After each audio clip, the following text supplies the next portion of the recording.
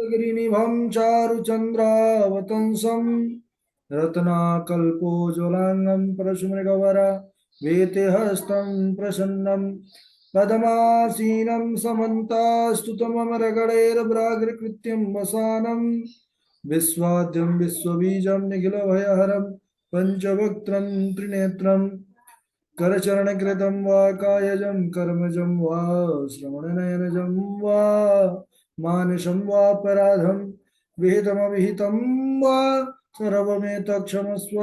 जय जय करुणाब्धे श्रीमहादेव शम्भो। श्रीलक्ष्मीनाथ समारम्भां नाथयामुनिमध्यमाम् अस्मदाचार्यपर्यन्तां वन्दे श्रीगुरुपरम्पराम्। अंजनानंदनम वीरम जानकी शोकनाशनम कपीशमोक्षहंतारम वंदे लंका भयंकरम। भक्ति भक्त भगवंत गुरु चतुर्नाम वपुए के पद वंदन किए नाशद विघ्न अनेक। बोले श्याम सदाशिव भगवान की जय। पावन शिव महापुराण की जय।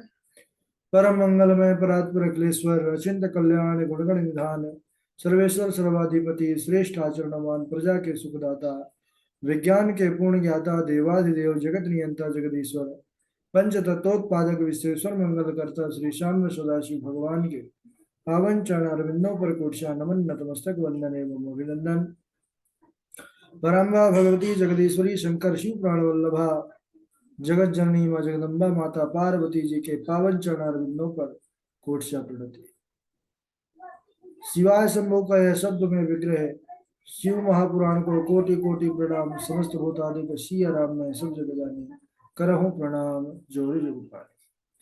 हम सबका यह परम सौभाग्य कि यह शिव कथा मंदाकिनी पर अवगाहन करने का सुंदर लाभ प्राप्त कर रहे हैं। जीवन में ऐसा क्षण शंभुनाथ की विशेष कृपा के बाद ही प्राप्त होता है और हम सब परम सौभाग्यशाली हैं कि इस क्षण को प्राप्त कर रहे हैं। इस समय हम सब बड़े ही पावन चरित्र पर बने हुए हैं।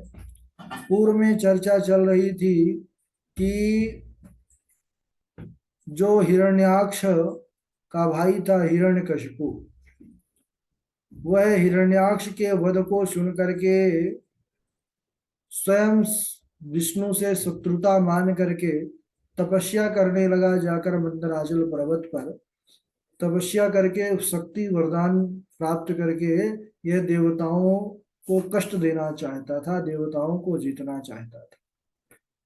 ब्रह्मा जी प्रसन्न हुए, बोले वरदान मांगो। तो महाराज इसने वरदान की मानो लिस्ट ही रख दी कि हे प्रभु, अगर वरदान देना चाहते हैं तो सुनिए। मृत्यु और भयम में भगवन प्रजेशा पिता महाभून्न कदापि देव शस्त्रास्त्र पाशा शनि शुष्क वृक्षा गिरीन्द्र तो याग्निरिपु प्रहारे। यानी कि मैं कहीं किसी के द्वारा मरू नहीं, ना तो देवता मुझे अपने शस्त्रों से मार सके, ना अस्त्र से, पास से, वज्र से, वृक्ष से, पहाड़ से। यहाँ तक कि बहुत सारे अगले श्लोक में इसने कहा है कि न दिन में मरू, न रात्रि में मरू, न आकाश में मरू, न पृथ्वी पर मरू, न ऊपर न नीचे। इस प्रकार इसने कई वरदान मांगे। ब्रह्मा जी वरदानों को सुन करके ही चकरा गए महाराज। कहने लगे वाह भाई, तूने बड़े दुर्लभ वरदान मांगे हैं, लेकिन कोई बात नहीं, तूने तपस्या भी बड़े जोरों की है, इसलिए मैं दुर्लभ वरदान भी तुमको देता हूँ। तथास्तु। अब ब्रह्मा जी तो छुट्टी हो गई उनकी वरदान दे करके, लेकिन हिरण्यकशिपु शक्ति को पा करके मतवाला हो गया और सबको सताने लगा। चाहे मनुष्य हो, चाहे देवता हो, चाहे ऋषि मुनि हो, सब पर महाराज अपनी आसुरी शक्ति का दबदबा बना लिया उसने। और इधर उधर सभी को सताने लगा, सभी को मारने लगा। इसके बाद उसके चार पुत्र हुए। सबसे छोटे पुत्र का नाम था प्रहलाद। प्रहलाद ने समझाया कि आप इस प्रकार के कृत्य मत करिए पिताजी, भगवान नारायण ही सर्वेश्वर हैं, उनका विरोध मत करिए, उनसे शत्रुता मत करिए। लेकिन हिरण्यकशिपु था कि अपने पुत्र को ही इस सीख को जब सुना तो पुत्र को ही सबसे बड़ा शत्रु समझ लिया और उसने अपने पुत्र को मरवाने के लिए आदेश दिया।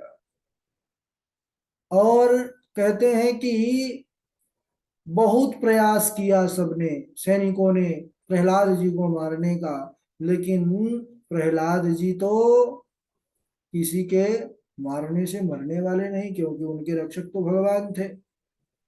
अब इधर स्वयं नरसिंह भगवान प्रहलाद जी के लिए प्रकट होते हैं, और प्रहलाद जी के लिए नरसिंह जी आए। हिरण्यकशिपु सोचने लगा मैं तो अजर अमर हूँ, मुझे तो कोई नहीं मार सकता, लेकिन नरसिंह भगवान पकड़ करके एक एक उसके वरदानों को निष्फल करते हुए कहने लगे, तू मुझे देख, तूने कहा था ना नर से मरो, ना जो है किसी पशु से मरूं, तो देख ना, मैं ना तो पशु हूँ और ना ही मनुष्य हूँ, क्योंकि नर और सिंह आधा पशु और आधा मनुष्य का रूप धारण करके भगवान प्रकट हुए। ऊपर मरूं न नीचे मरूं, तो तू मेरी गोद में है, न ऊपर है न नीचे है। न दिन में मरूं न रात्रि में, तो गोधूली बेला संध्या काल है, ये अलग माना जाता है, न दिन में आता न रात्रि में आता। तूने कहा था किसी महीने में न मरूं, तो अलग से पुरुषोत्तम मास भगवान ने बना दिया। इस प्रकार सारे वरदानों को निष्फल करके और सभी अंगों को चूर्ण करके नखों से महाराज पूरे हृदय को विदीर्ण करके हिरण्यकशिपु का संहार कर दिया, और उसके स्थान पर प्रहलाद जी को अभिषिक्त कर दिया।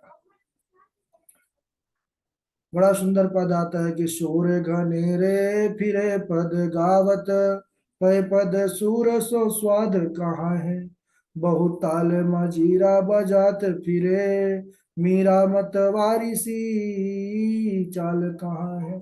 सिया राम कथा कितनों ने लिखी, तुलसी सरसी मरजाद कहाँ है, नर सिंह बसे प्रति खंभन में, पर काढ़े वे को प्रहलाद कहाँ है।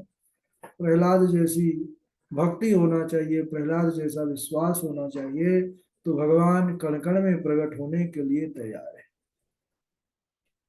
इसके बाद एक बार बिहार में तत्पर हिरण्याक्ष से उसके भाइयों ने हंसी करते हुए कहा, हिरण्याक्ष का जो पुत्र था अंधक, जिसको उसने शिव जी से मांग करके लाया था, तो अन्य भाइयों ने उससे कहा कि किमंधम राज्येन तावाद्य कार्यम हिरण्य नेत्रस्तु बभूव मूढ़ा। यानी हिरण्याक्ष तुम्हारा बाप तो महामूर्ख था। बोले क्यों? बोले उसने तुम्हारे जैसे अंधे पुत्र को तपस्या करके प्राप्त किया। अरे बताओ, क्या नेत्रहीन जो पुत्र है वो किसी मतलब का है? अरे तुम तो राज्य पाने के योग्य ही नहीं हो, भला किसी दूसरे के उत्पन्न पुत्र को राज्य में भाग कभी मिला है कि आज तुम ले लोगे?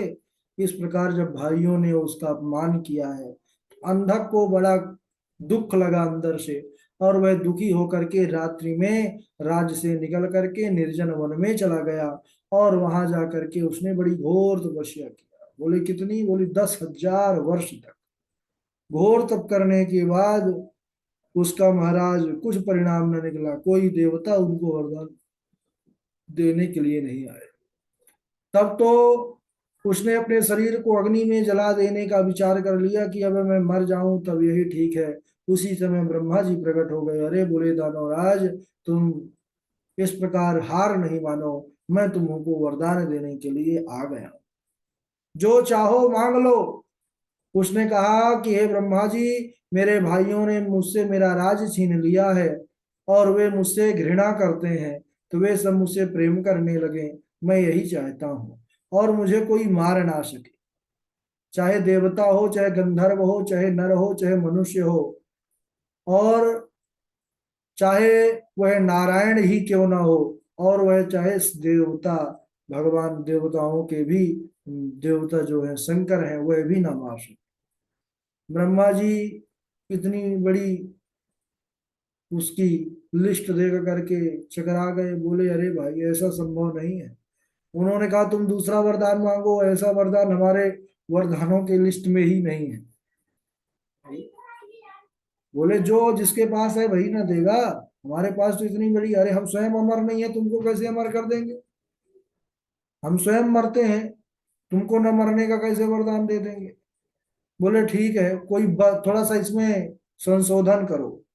बोले ठीक है महाराज, और तो सब मुझे दे दो, हाँ एक और जो मैं बोला था देवों के देव महादेव भी मुझे ना मार सके, तो केवल उनको मैं छूट देता हूँ, बाकी और किसी से ना मरो। बोले हाँ ये ठीक है, कोई ना कोई एक ऑप्शन तो बचाओ भाई।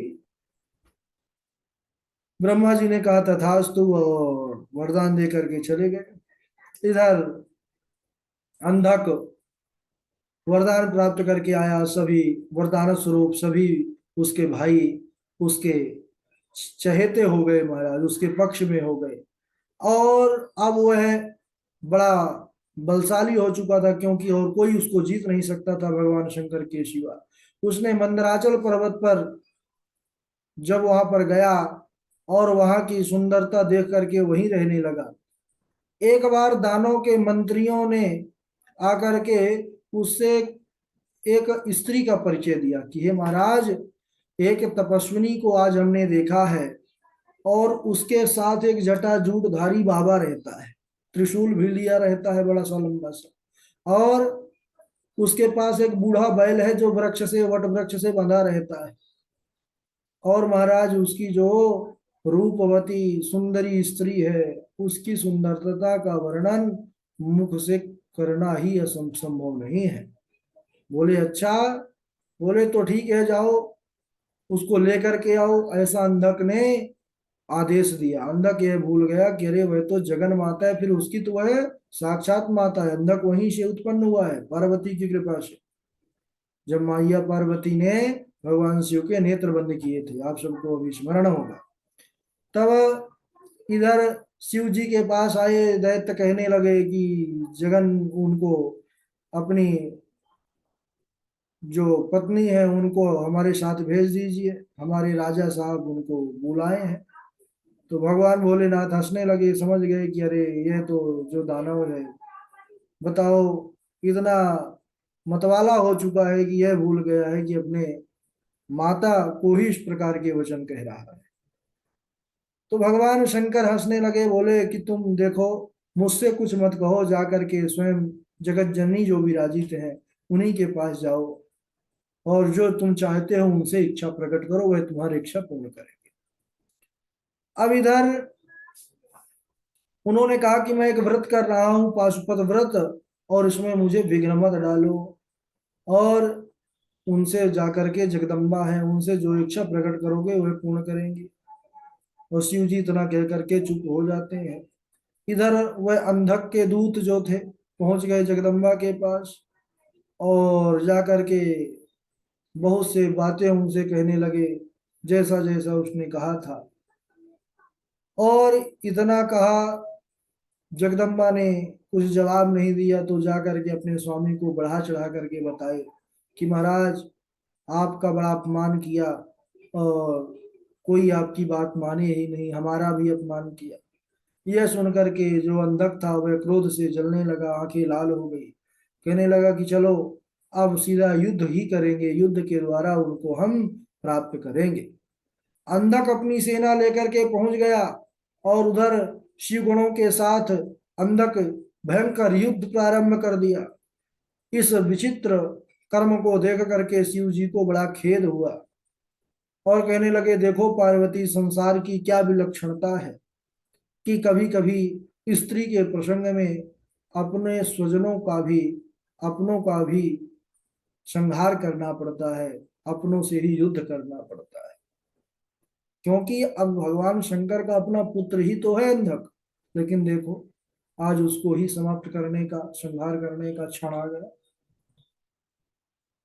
उन्होंने कहा देवी मैं एक व्रत करने जा रहा हूँ, और इस व्रत को पूर्ण करने में कुछ समय लगेगा, तब तक आप यहीं रखो, और मेरे गण आपकी रक्षा करेंगे।